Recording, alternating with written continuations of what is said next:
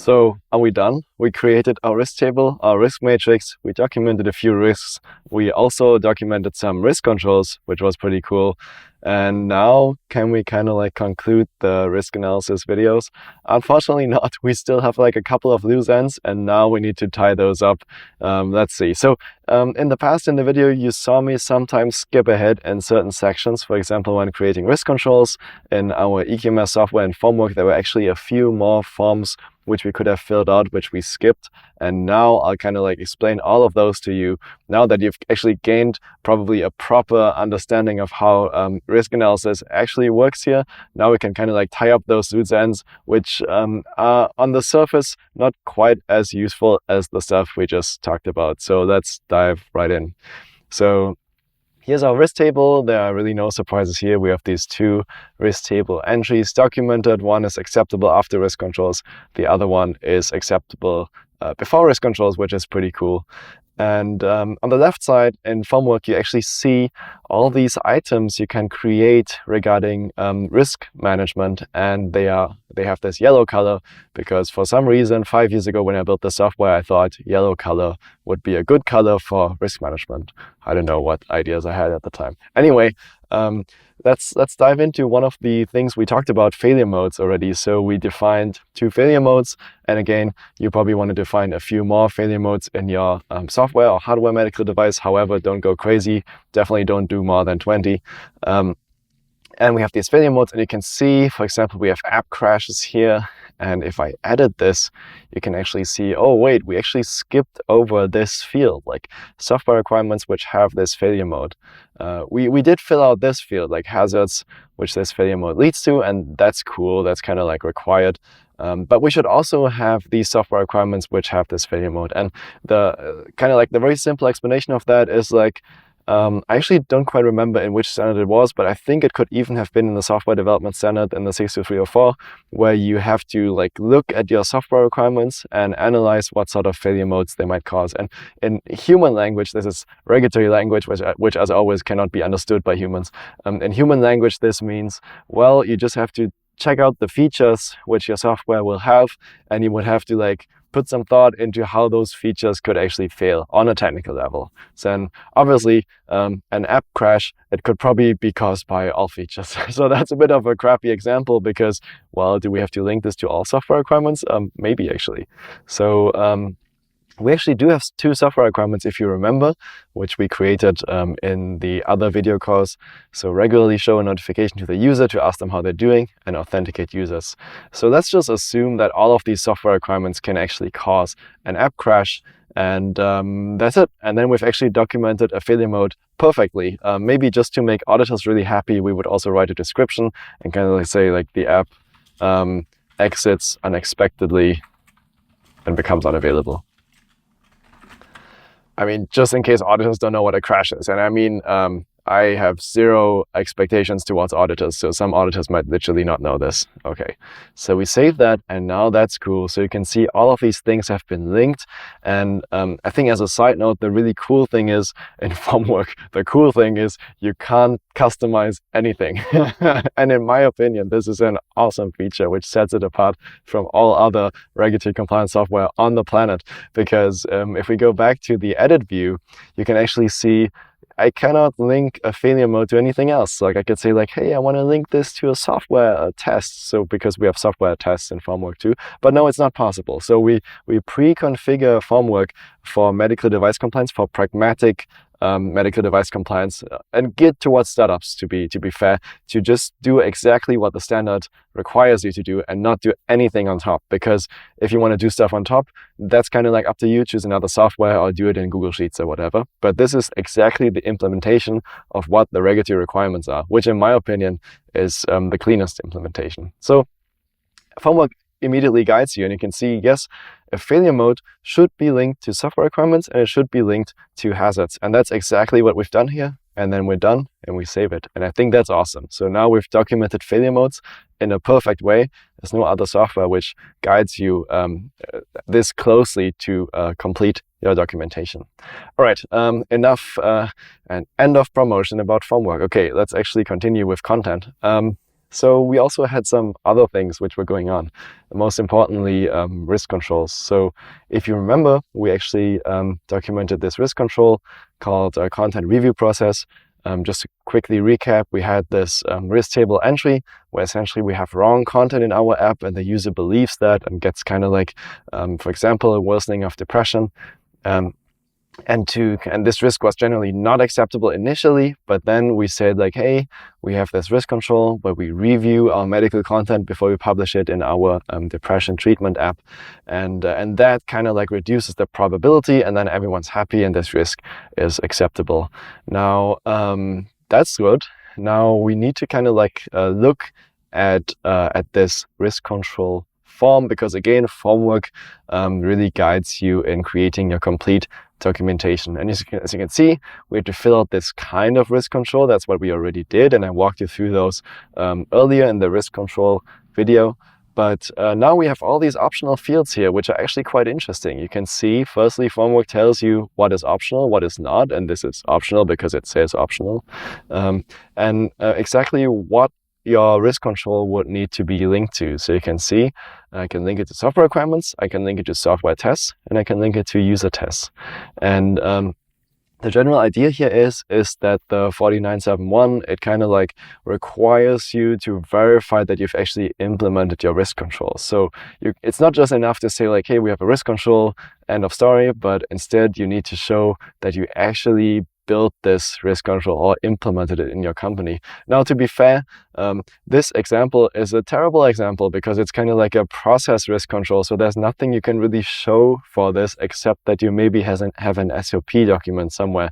So let's actually create a different risk control, which is more easy to document in this context. So we had this, if you remember, we had this like failure mode that the app crashes, and then in the risk table, we have this situation that the app becomes unavailable, and that in the end leads to the user having an acute stress reaction. And like, just on a technical level, how can we kind of like prevent this from happening? And one probably obvious example, if you're a technical software development person, would be you test your app in a more detailed way to kind of like catch as many crashes and bugs as possible before you ship your app.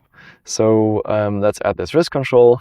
And then in this case, this would, in my opinion, really be a protective measure. So inherently safe design would be you build it in a way which can't crash. And that being said, I'm actually not that crazy into all programming languages. So in my opinion, probably most programming languages won't enable you to build a crash-free software. Maybe Erlang, Elixir, where you kind of like have like in the runtime, you have some safeguards for actually keeping your app from crashing, but I think that's kind of not very mainstream. So let's just assume we're using a normal, one of the popular programming language, which tend to crash. So that's a protective measure. And then we would say like, okay, extensive software and integration testing, whatever. Like, it's just like you have a bunch of tests, and then you describe it. I'll just skip ahead here, and then and then like maybe let's actually call this specifically like integration testing. You have like some tests which really which try to execute as much code as possible, essentially. And for a web app, you could like use headless Chrome for that, for example. And then you would link this to software tests. We still have to define those. So let's actually do that. So we have a software test here, like, I don't know, integration test of user sign up flow or so. You get the idea. Then you can see like, open the app, create user account. And then now you can see Formwork guides you with everything again. So we kind of like have to link this to a software requirement, and then we can save it. And if you actually just caught this, I think this was very interesting, is I have this bidirectional link, right? So you can see, hey, I can actually document, I can link this software test, I can link it to risk controls. And this is actually the same as linking the risk control back to the software test. So let's actually do it from here, because that's convenient and that makes everyone a bit more happy. So we say like, yes, which controls which use this test. It's an integration test, testing risk control, and this software test is the integration test. Save it. And now when we head over to the risk controls, which I think is pretty cool, you go back to here and you can see awesome software tests used for this. And now it's linked. If we go to the edit view, you can also see now it's linked. So that's very awesome. The links are kind of like in both directions. And I think that's really, really cool. Yeah, so the idea is like you have different ways of linking risk controls to things. We just looked at this example of like linking a risk control to a software test. And in the context of risk controls, it's kind of like important to keep in mind that you don't have to link them to all of these things at the same time. So typically a risk control, in my opinion, would be linked to one of these 3 item types. So you might link it to one or many software tests, but then you wouldn't link this risk control to software requirements and user tests, in my opinion. You could still do it. Again, there's no real hard standards in the standards, but that's what I would kind of like suggest, because typically you would say like, hey, I have a risk control which is about testing, and then you would probably want to link it to some tests.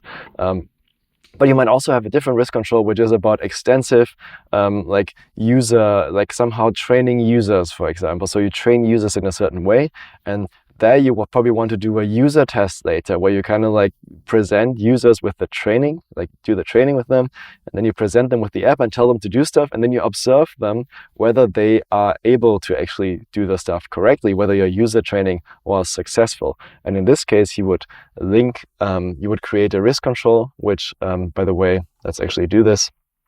So you would create a risk control, which is, for example, training, and then you would link it to some user tests here to actually show that your training intervention is effective, essentially. So that would be cool. And likewise, if your risk control would be something you build into your software, kind of like a software feature, then of course you should link it to software requirements, because then you have a software requirement defining something, and then you would link it to this risk control. And I think a pretty cool example would actually be if we actually do use kind of like a programming language which prevents crashes on a high level. So you could literally say like, hey, I actually have inherently safe design crash, like fancy crash prevention.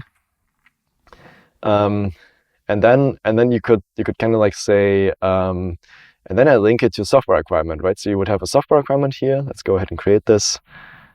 Just say like crash prevention.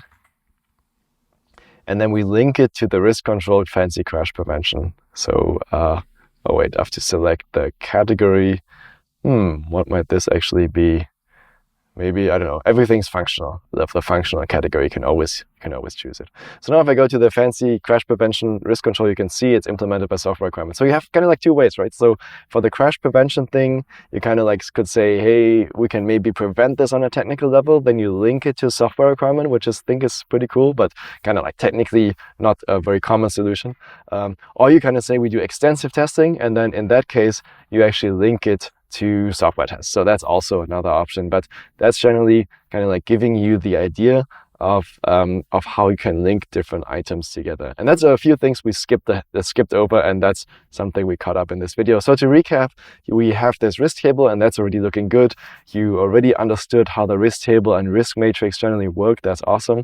And now we just looked at 2 specific items. We looked at failure modes and which additional fields the failure modes have that can be linked to hazards and software requirements. And we looked at risk controls, specifically that risk controls can be linked to other things too, software tests, user tests, and software requirements. And best case, only one of those 3 types.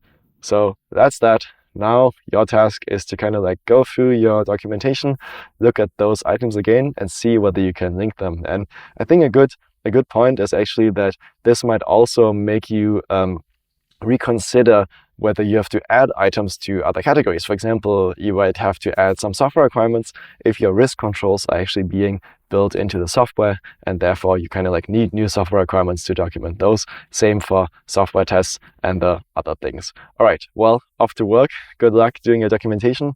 And in the next few videos, we'll be wrapping up the risk management. Hopefully, see you there.